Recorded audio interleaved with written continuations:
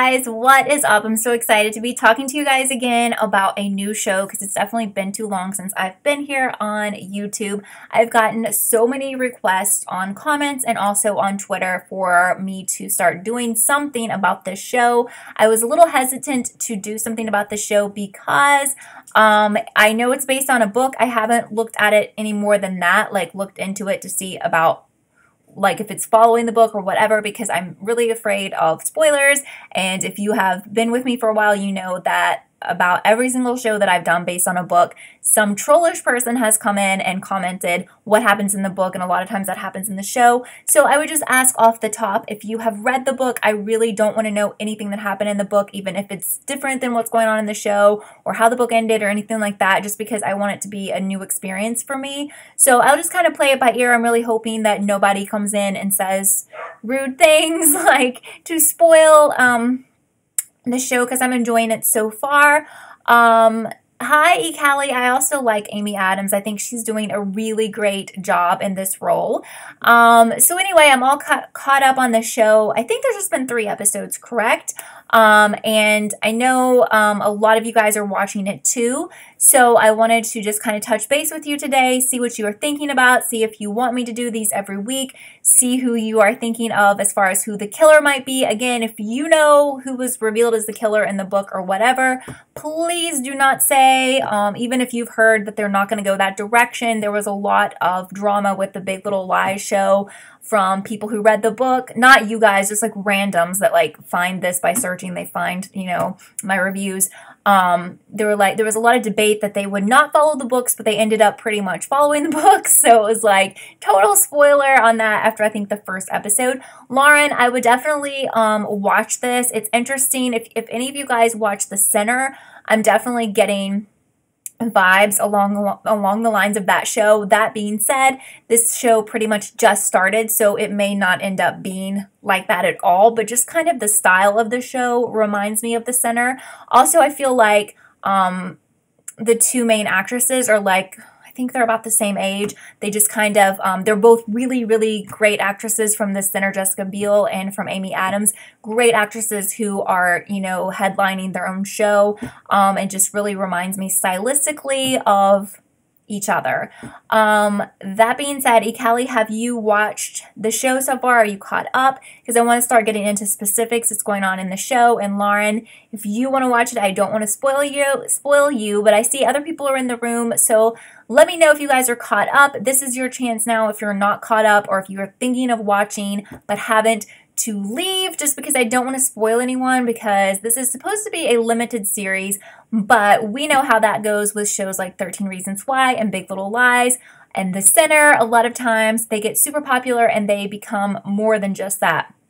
Now, I believe this was just like a 1-book thing, not like a series of books, but that doesn't stop the TV industry from continuing this into other seasons. Again, they may not make this into anything else. They do a lot of just limited series on HBO. For example, The Night Of was a limited series that I thought was just okay. I watched all of that, I think, last year or the year before, and there's not going to be anything else to that, and I don't think it was very popular, so that's fine.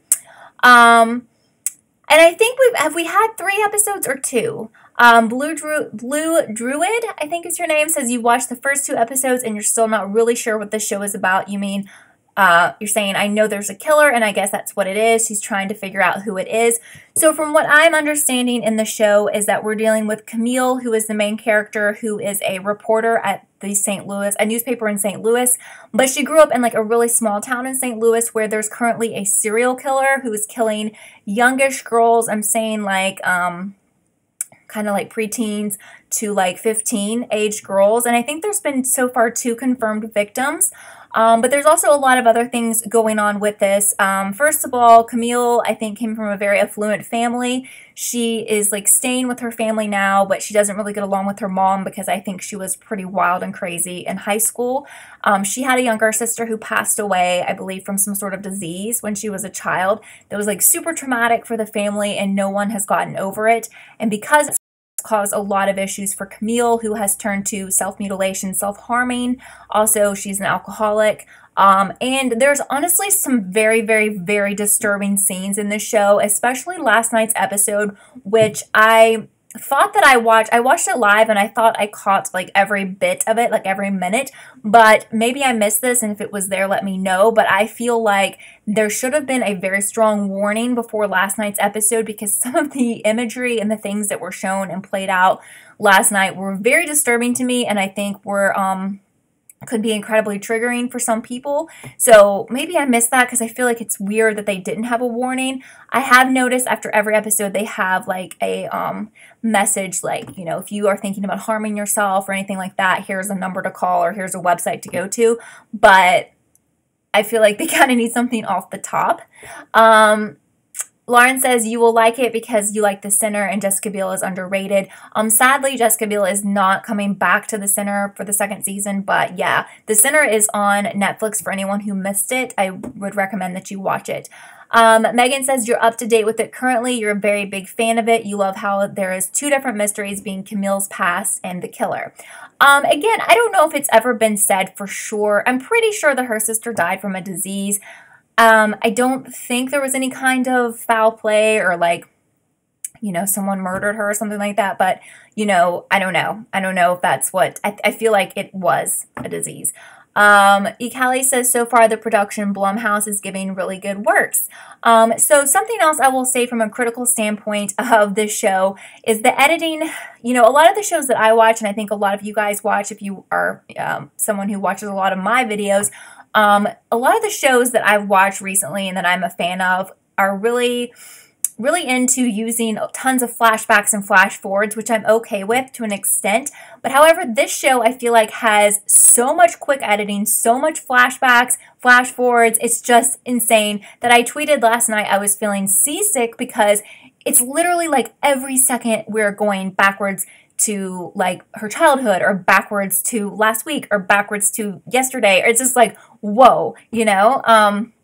To me, it is a little much, and it does get on my nerves, and that's just basically the style that they're using for this show, but it's a lot. It's like a lot to take.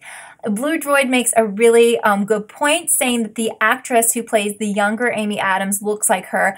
I definitely thought that from episode 1. She definitely could be her, you know, her cousin or her sister or something. I don't think they're related, but totally looks like her.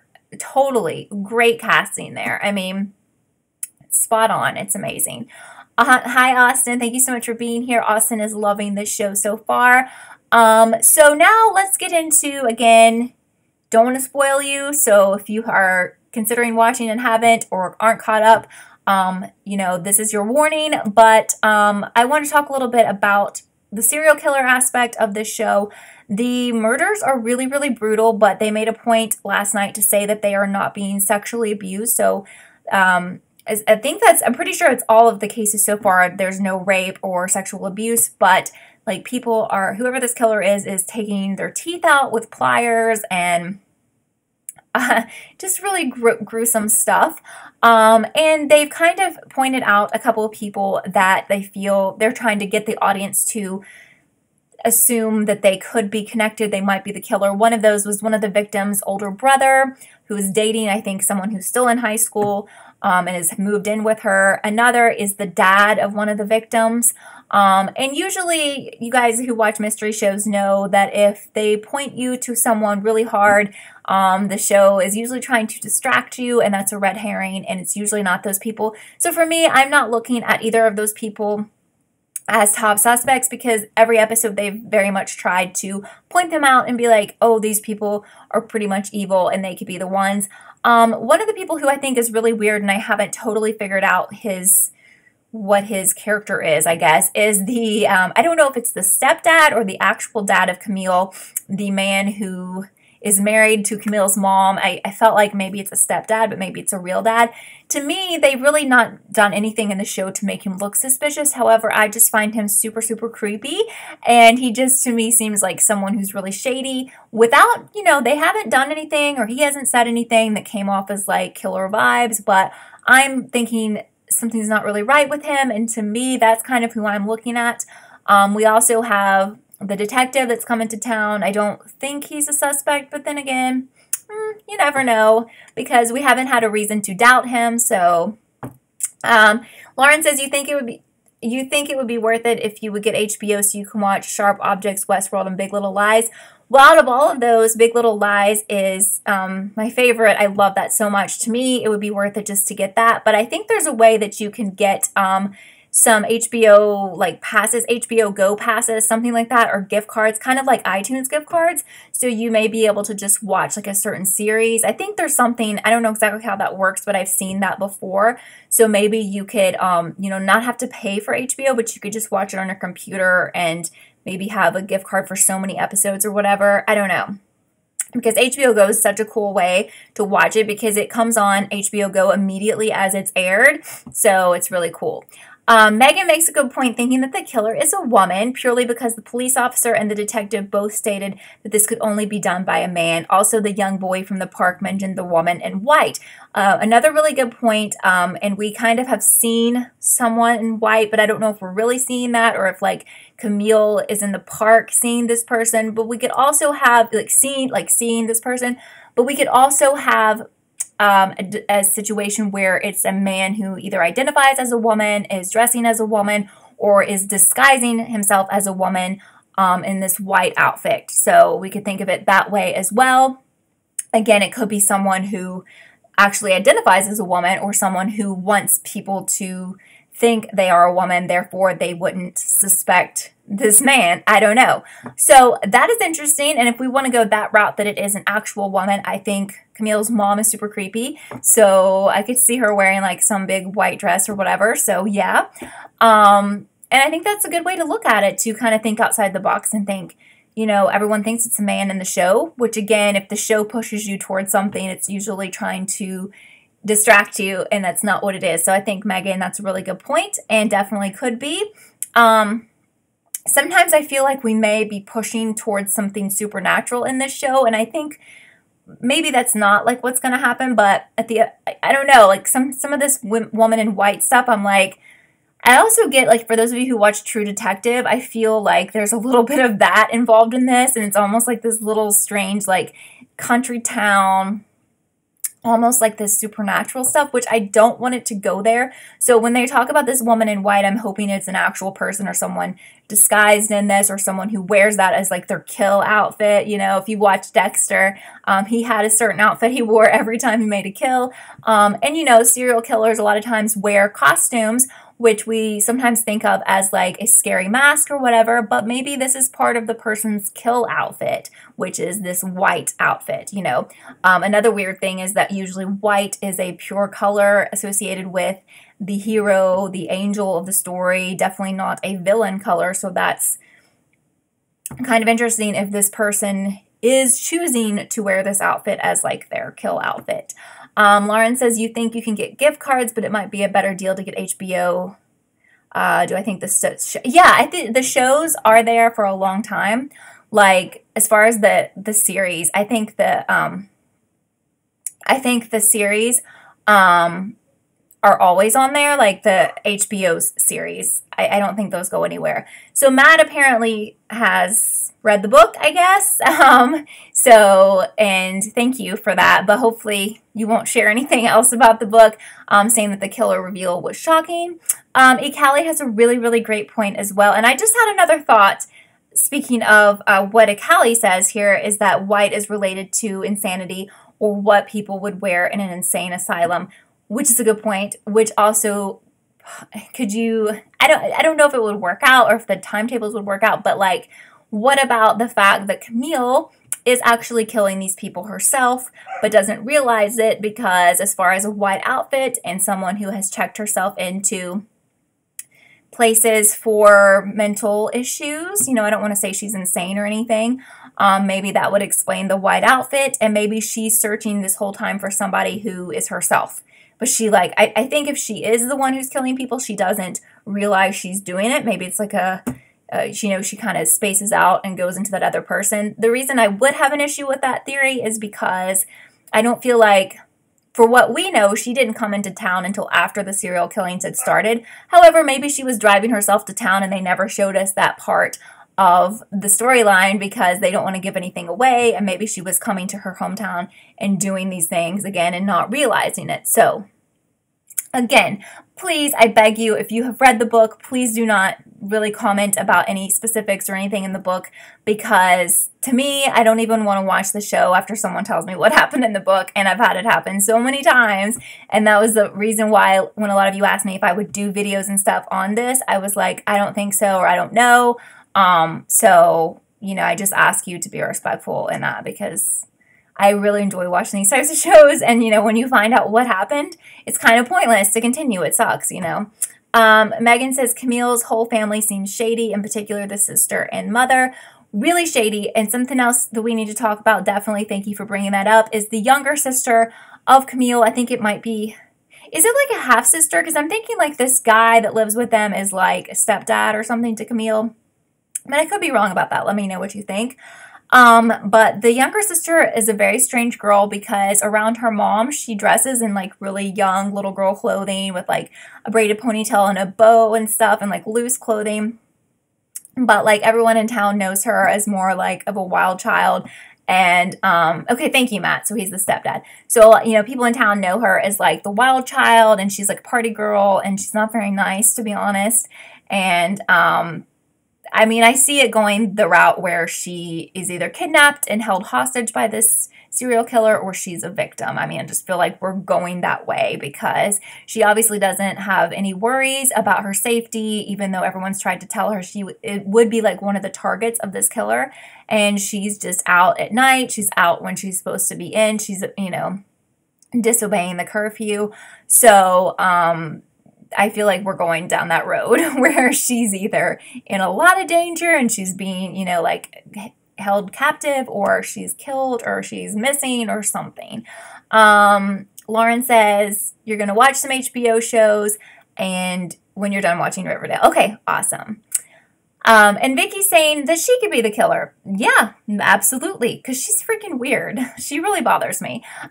Shepard says, you were wondering and hoping that I was watching this great show. Will you be reviewing it weekly? I really hope to. I do. And the only thing that would stop me is if somebody spoiled me. I'm just so nervous about that. I should probably quit talking about it. But yeah, I definitely want to do stuff weekly on it. Yes. Matt says the cinematography is fantastic in this show, and that's why you were happy that Jean-Marc Vallée was also directing this. Somebody told me, and I can't remember, that the people associated with this show were connected to another show or a movie that I'm a fan of, and I don't remember what that is because that name doesn't sound familiar. So if you know, like, what else the people kind of behind this show have done, let me know. I know that's kind of vague. But yeah, I really am very intrigued by trying to figure out what's going on and who is the killer and all of that stuff. Big Little Lies. Thank you so much. So I'm not sure what the connection is, but somebody with this show was also involved with Big Little Lies, which I love Big Little Lies. But the scene last night with the girl who was like at the, I don't even know what you call that place where, like, I guess kind of you're having mental issues or whatever, you check yourself in so you don't hurt yourself. But the scene with the girl that Camille met and the suicide and all of that was a lot. Like, that was very disturbing for me.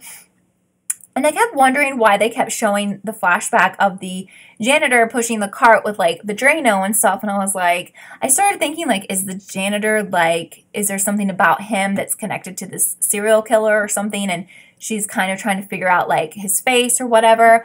But anyway, it really, really, really, like, bothered me to see how that played out. And then I understood why we kept seeing the flashbacks. Callie hopes Amy Adams is not the killer. Well, I'm excited based on what Matt is saying about how shocking the reveal could be. And I've thought from the beginning that it would be something that would not be easy to figure out. And I think that's good, because who wants to figure out who the killer is in episode 1? So I'm open for anything besides the people that they keep pointing out as the killer, because a lot of times that's lame unless they can. I mean, sometimes I've seen where, like, a show will point you towards somebody and then they'll, like, you'll forget about it. Like, sometimes they point you towards someone and it's so obvious that it's just stupid, so you're like, that's not that person, and then it ends up being that person, but it kind of makes sense. But most of the time when they keep saying and being suspicious of a certain person and then it ends up being that person, you're kind of like let down, like, what? Megan says it was a rehabilitation center. That's a better way to say what that place was, where Camille and I think her name was Alice were roommates. And she said that was, you know, gosh, I watch a lot of horror shows and a lot of shows like this where there's a serial killer. Personally, serial killer shows are my favorites. I don't know what that says about me, but that's my absolute favorite genre. So that's another reason why I was very interested in the show. And I've seen many disturbing scenes and stuff that, from movies to shows and whatever, especially like American Horror Story. But this was up there as one of the most disturbing ones, especially with Camille's reaction, going to the bathroom, vomiting, and like opening up her, you know, the where she'd been cutting her arm, and then like reopening that wound, and oh my God, like it was just like cringy. I couldn't take it, cringy, and not like an annoying way, but like in a I felt sick, you know. And it was sad because Alice and her had like a bond. And it made me so sad to see her die that way. And I, you know, even though I don't know what it felt like for Camille, you could almost imagine it, you know. Shannon thinks her half-sister is the killer. Now, I would be behind that all the way, because how many movies or shows do you have where it's a pretty young person, like, doing the killings?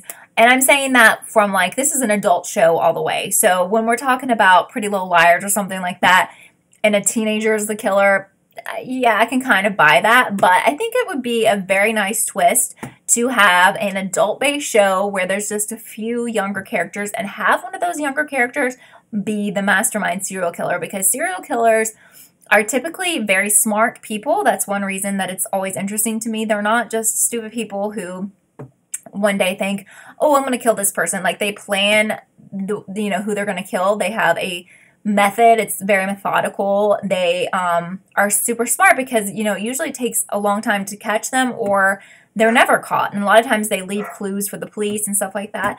Not that it's a good thing to be a serial killer, but it is kind of like a mastermind, someone who does that. It's not just someone who's angry and they snap and they kill somebody and that's it. There's always a plan. And someone who has spent a lot of time, and they may plan like months or years in advance to kill their victims, you know. So that's why I've always been intrigued by people who commit those crimes. However, it's super scary because those things happen in real life, and I don't condone it, and it's absolutely awful. But in a fictional sense, it's really entertaining. I never watched Bates Motel. So many people told me to watch that, and my next question is that like on Netflix? Because I don't have Hulu, and I have so many different subscription services that I'm paying for right now. I'm not really willing to pay for another, because I'm between all the TV subscription services and the music subscription services, it's just like ridiculous amounts of money going to this stuff. So it's like, I don't really want to add Hulu, even though I'm very tempted because of The Handmaid's Tale and everyone's obsessed with it, and I've never seen it, and so it makes me sad. But I'm glad this show came along, because I've been trying out Bates Motel is on Netflix, thank you. I've been trying to watch so many different shows, and some of them you guys have recommended that are on Netflix and stuff, and so far I really haven't liked any of them. And I'm not gonna like mention some of them just because I don't want to be like insulting to people, but like some of this stuff, everyone doesn't have the same taste. So I've tried so many different shows out in the last couple of months, just trying to find a new series, and I have not been successful, except for with this one, which is new, so I'm glad this is back. And then for those of you who watch American Horror Story, it premieres September 12th, and they've been releasing some little teaser pictures and stuff, so that's really exciting. Something about, I think, the apocalypse, right? Looks really good. I haven't tried Glow. I think Glow is on Netflix. I believe I saw that when I was scrolling through all the different shows on there. Sometimes I don't even want to get on Netflix because I'm like, oh my God, there's like 70 billion shows and I keep trying them and they suck. So Glow is one that I haven't tried. But for example, I will mention one. I tried American Vandal and it seemed really fake to me. And I know it's I guess it's kind of based on a true story. So it's not a documentary, but it just seemed like a joke. I really disliked it, and I just couldn't even I got almost all the way through the first episode, and I was like, it was almost like to me, it was like laughable. I was like, seriously? And I guess it happened. It's based on a real story. I don't know. Oh, I didn't know that Camille's half-sisters. What is Camille's half-sister's name in the show? And apparently her last name is Wilson, which is funny. Yes, that's why I like her so much. She's a serial killer. I don't know. I don't know that, though. Safe on Netflix. No. So I don't know if I can get that in the US. I haven't seen it, but then a lot of times I see like British shows and stuff on Netflix. For example, there was like a Scottish show that I watched with Jamie Dornan, and I watched all of that, and that was pretty good. Yeah, there's actually quite a bit of junk on Netflix. So anyway, usually when I get super bored with what's on Netflix, I go over to HBO Go and I start watching the documentary. So I watched the Robin Williams documentary, and even though he was someone who wasn't, you know, when I became to know him as a kid, he was an older person, right? So it wasn't like a star from my time, and probably not for a lot of your times. But the documentary about him is really good, even though a lot of the people in it aren't like icons from my childhood or anything. Yeah, they're like people I don't really know. Like I'm talking about like John Belushi and people like I never knew him, right? Never knew of him. But it was really interesting because most of you, I'm sure, know Robin Williams, and like Mrs. Doubtfire is like one of my favorite things that he did. Very interesting documentary. Even if you're like, I didn't really want to watch it because I was like, I don't really know much about him. I don't think I would like it, but I really did like that. I thought that was really good. And it's, oh yeah, and I know a lot of you probably might not want to watch this either, but I don't ever watch tennis. But I watched the Serena Williams, it was like a reality show basically on HBO, and I watched it on HBO Go, and I knew zero about her before watching it. I just knew she was famous and all of that. But I really loved it, and now like I'm a big fan of hers, like as a person. So Lauren says Robin was one of your favorites, and that's very sad. And you would like the documentary; it's really good. But I just feel like I didn't know a lot about him, and I just kind of knew him from some of his movies, like especially Mrs. Doubtfire, which I think is wonderful. So if you're a fan of his, or even if not, if you're just kind of interested, you should watch the documentary. And then Being Serena on HBO is really, really, really good. And again, I'm not into tennis at all, and did not know her, know about her as far as like her personal life or anything. Callie says you're asking yourself, how did they choose sharp objects as the title? You mean they could have chose cut or self-harm? I mean, I feel like sharp objects is alluding to cutting yourself with that type of object because you're self-harming.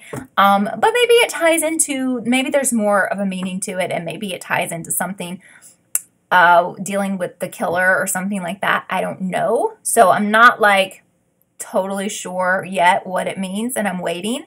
Actually, right before this chat, I was like going on IMDb trying to find the names of the cast, and I was like, no, I have to get off of here, because even though I think anyone can edit IMDb, it tells you like how many episodes each character is in, and I was like, that's not good, because sometimes you can figure out that someone is not going to live through the whole season. So I was like, okay, forget it. I'll just try to remember or ask you guys as best as I can. Shannon says Sharp Objects, yes, is based off a book with the same title, and there's already another book called Cut. Is Cut connected to Sharp Objects or just like similar themes? Lauren says you will watch but you will cry. Yes, it's very sad. Very sad, but I think like you learn so much about Robin through that documentary. I think it's just really, HBO does, to me, way better, I think, than Netflix or the people. I mean, obviously Netflix has different people putting the documentaries together, but I feel like as a whole, like the documentaries on HBO are just way better. And I've watched a billion, and some of them I'll watch, I don't even really care about the topic, and by the time like the documentary is over, I'm like a fan of the topic. I'm like, wow, this is really good. So anyway, yeah, we can do this every week if you guys want, kind of chat about the past week's episode, and like who you think the killer is and everything like that. I really enjoyed this chat with you guys, and for those of you who haven't watched, I hope you will give it a try and see what you think, and tell your friends or whatever. I mean, I'm not sponsored, but whatever. Shannon says those two, Cut and Sharp Objects, are not connected, but it's focused on mental health and written for YA readers, and it was popular when you were in middle school about 15 years ago. Okay. Yeah, I've never heard of that. I think that's a really hard topic to tackle, and I think it's hard just for me to watch. Like Camille, her whole body is scarred, and like Alice, like her legs, when she showed her legs last night, like they were severely mutilated, and it's just it's sad. It really bothers me. It's really sad. But I just want to thank you guys for coming to this. It was kind of like, I decided yesterday that I was going to do this, and I just announced it like 20 minutes before. So thank you for everyone who came without knowing that I was going to do this. Thank you so much. But I will plan on doing these at 5 o'clock Eastern every Monday if you guys are interested. So be sure to thumbs this up, especially if you're watching after we are live. If you're watching after we are live, you can still comment, share your thoughts. I go back and check the comments usually once or twice a day. But thank you guys so much for being here. It was very fun to talk to you guys about the show. Escape the Night. No, I haven't seen that. Is that like on YouTube Red or something? I haven't seen that, Callie. But anyway, thank you guys so much for being here. I hope you guys are having a nice summer. Well, in most parts of the world. Some parts, I know it's winter. But I hope that you're off to a good week and had a good Monday. And I will talk to you guys probably next week. But if you want to leave a comment, I will talk to you before then. So, bye guys.